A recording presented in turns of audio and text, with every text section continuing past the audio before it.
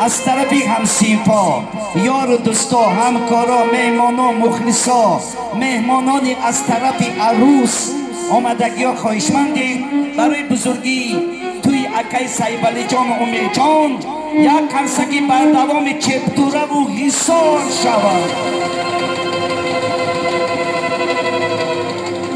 یک دقیقه اکای سایبالی جان نزدی موبیل زنده باشه. یک چرا قیل کردنیم که ما با همراه اکای سایبالی جان مدتی 20 سال زیاد شد که رفت آمد داریم. اکای قیامتی ما هستن. یک چرا قیل کردنیم که توی سنتی امید جان را سال 2000 گذرانده بودیم. همه جا امید کرده بودیم که خدا امید جان بختی و اویله دار شود در توی خانه دار شویش خدمت کنیم. نصیب تقدیر خداوند امروز آمده در توی امید جان ما خدمت کردیم. اکای سایبالی جان مبارک شود. همین نیت نیک خوب ایده یکم چی گفتنی هستیم برای مهمانو.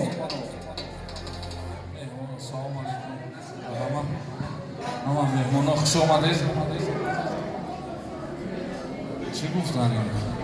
گفتنیم که خیامید نوجوان خوشبخت در توی سنتی چونی بازی شد. در توی سنتی بازی